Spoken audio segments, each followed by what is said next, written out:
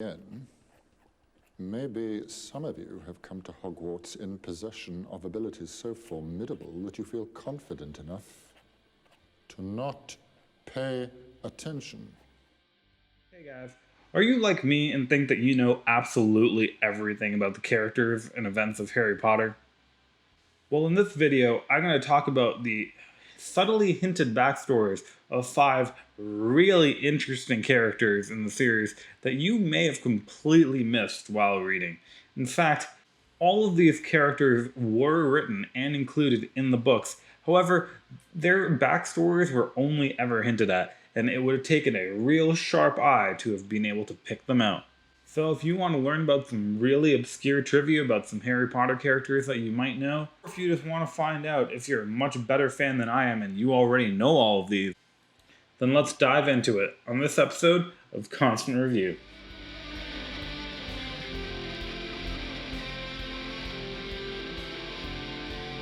The Harry Potter universe contains a multitude of interesting characters, but because of the fact that they had to be written as novels and therefore had to be interesting to read and focus around the main characters, a lot of the interesting side characters' backstories had to be dropped off. All book fans, of course, know this whenever they look at the movies and see a lot of their beloved moments or character arcs being completely left out of some of the films. But there were some important characters whose achievements were basically taken away from the books themselves as they couldn't be fit in naturally.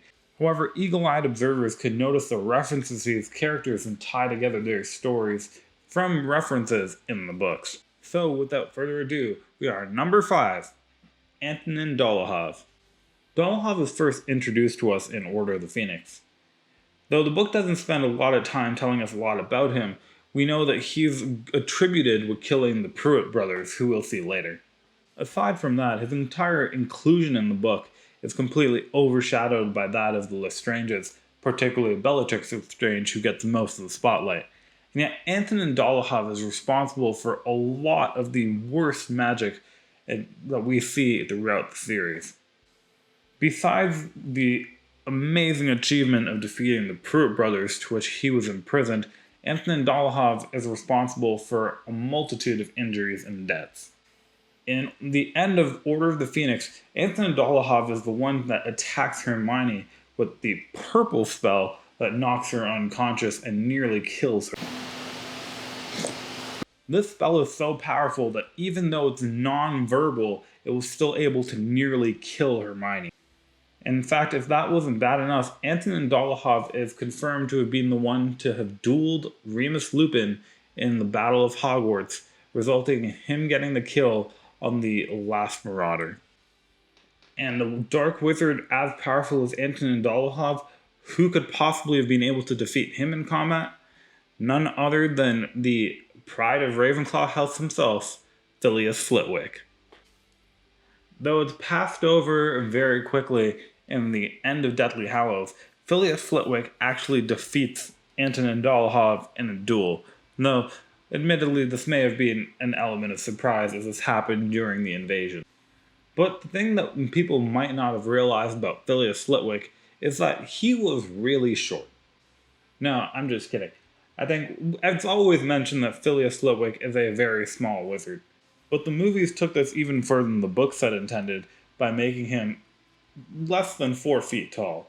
This is possibly paying homage to something that was only ever hinted at in the books, that his short height may have been due to something else other than just poor genetics.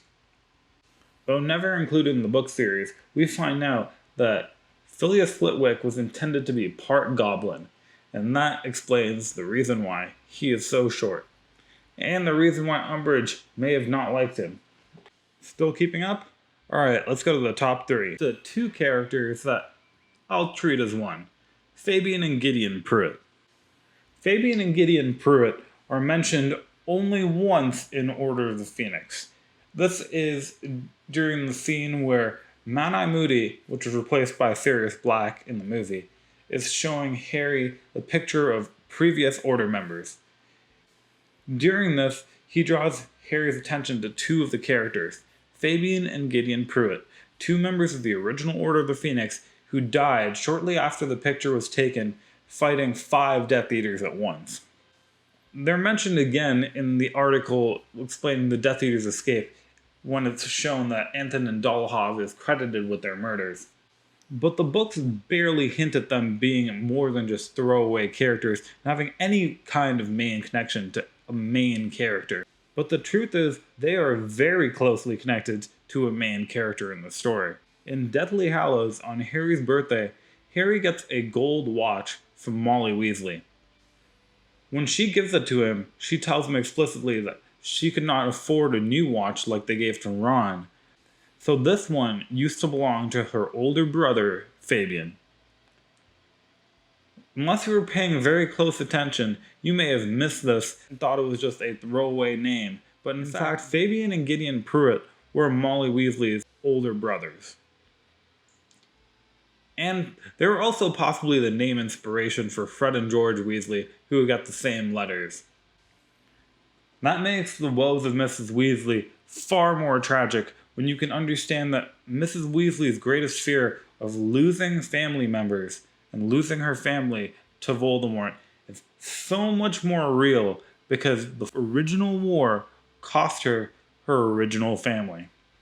Between losing her brothers, losing her son, and nearly losing her daughter, it's completely unsurprising that Molly had a thirst for revenge at the end of the books.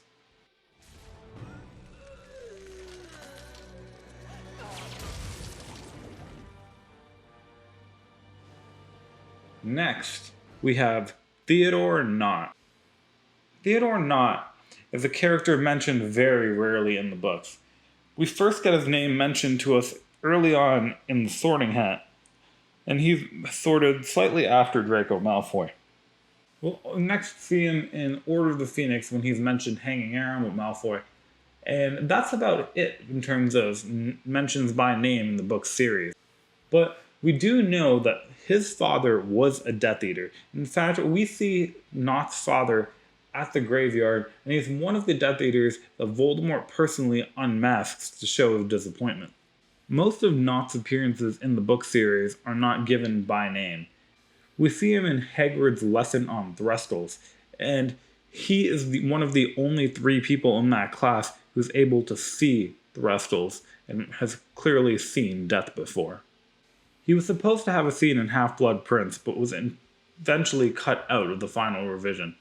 His character acts as a foil to Draco Malfoy, as he is just as pure-blooded as the Malfoy family, but rather smarter than Draco is, so he is one of the only people Draco considers to be an equal, which is pretty rare.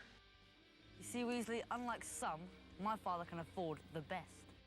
And despite the fact that he, like Draco, has the correct parentage to lead a gang of Slytherin thugs, he doesn't, as Theodore Nott appears to be much more of a loner. And lastly, Dean Thomas.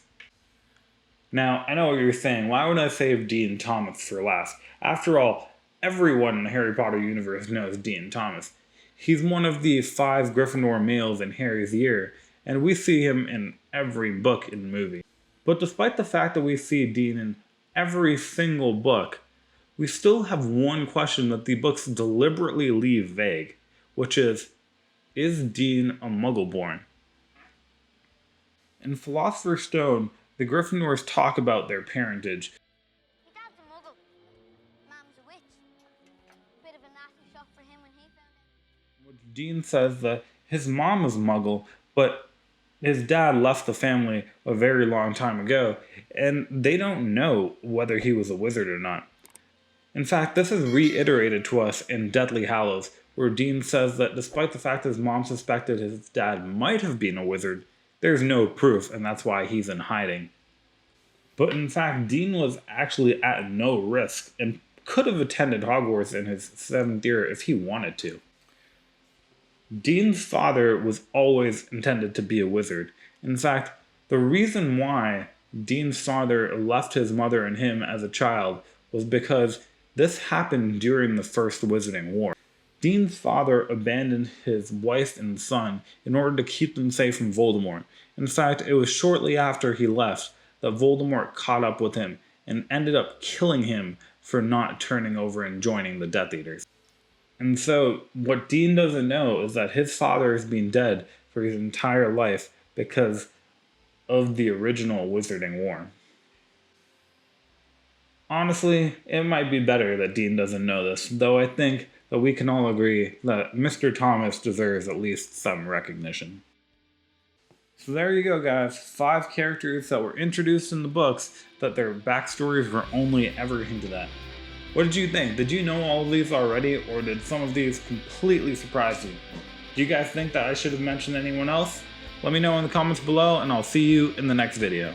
Bye!